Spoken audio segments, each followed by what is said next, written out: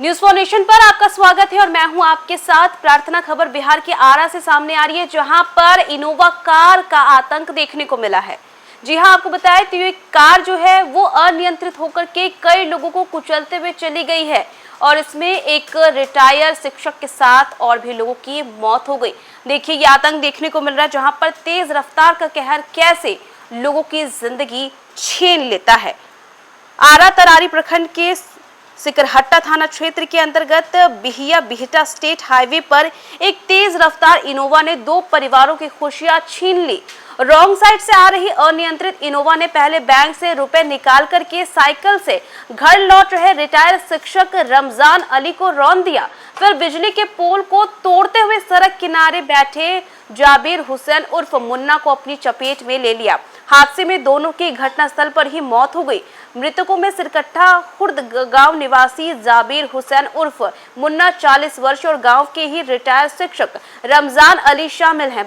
बताया जाता है कि जाबिर अपने नए मकान के निर्माण कार्य की देखरेख के लिए प्रतिदिन की तरह सड़क किनारे करीब 12 फीट दूर मिट्टी के ढेर के पास बैठे थे और इसी दौरान पंजाब नंबर PB 22X7332 की इनोवा तेज गति से गलत दिशा से आ रही थी और डिसबैलेंस होकर के पहले रमजान अली को टक्कर मार दी और इसके बाद वाहन बिजली के पोल से टकराते हुए जाबिर को घसीट करके नाले में जा गिरी। जाबिर वाहन के नीचे दब गए, जिससे उनकी मौके पर ही मौत हो गई। वहां पर मौजूद लोगों के अनुसार टक्कर इतनी भीषण थी कि बिजली का पोल टूट कर गिर गया और घटनास्थल पर अफरा तफरी मच गई। परिवार पर दुखों का पहाड़ टूट पड़ा है।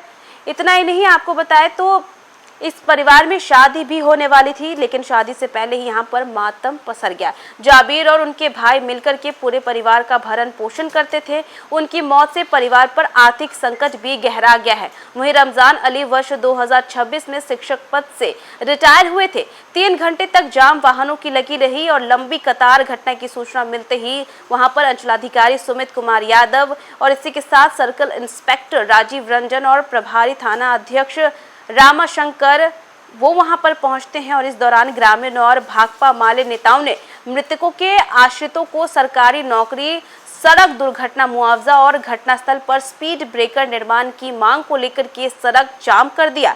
वहीं अंचलाधिकारी सुमित कुमार यादव ने पोस्टमार्टम के बाद तत्काल सरकारी सहायता दिलाने तथा अन्य मांगों को वरीय अधिकारियों तक पहुंचाने का आश्वासन दिया है। तो देखा आपने कि ये आरा का मामला था, जहां पर तेज रफ्तार से आ रही इनोवा ने 2 लोगों की जिंदगी को छीन लिया। सबसे पहले एक रिटायर शिक्षक रहते हैं जिसे इनोवा कुचल देती है और मौके पर ही उनकी मौत हो जाती है। इसके थोड़े आगे बढ़ते ही इनोवा जो है एक बिजली की पोल को भी टक्कर मारती है, जिसकी वजह से वो पोल भी टूट करके गिर जाता है और इसी के साथ साथ आगे बढ़ के एक व्यक्ति जिसका घर बन रहा था, वो अपने घर को बनता हुआ देख रहा था, क्या काम कहाँ तक पहुंचा था ये देखने के लिए बैठा था, उसे भी इनोवा अपनी चपेट में ले लेती है और उसकी भी मौके पर मौत हो जाती है। इसी के साथ साथ जब ये दोनों ही घटना घटी थी तब वहां पर लोग मौजूद थे और उन्होंने तुरंत इसकी सूचना पुलिस को दी।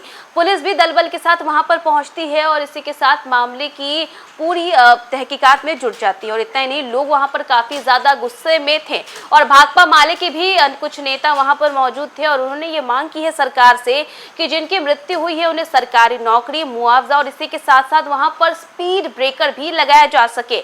और इतना ही नहीं, वहां पर काफी देर तक हंगामा भी हुआ, जिसकी वजह से गाड़ियों की लाइन लग गई थी, लेकिन पुलिस ने जैसे तैसे सबको समझा करके वहां से लोगों को हटाया और उसके बाद फिर से वहां पर गाड़ियों का आना जाना शुरू करवा दिया। लेकिन देखिए, ये घटना एक बार फिर से सड़क सुरक्षाओं को लेकर के बड़े सवाल खड़े करती है।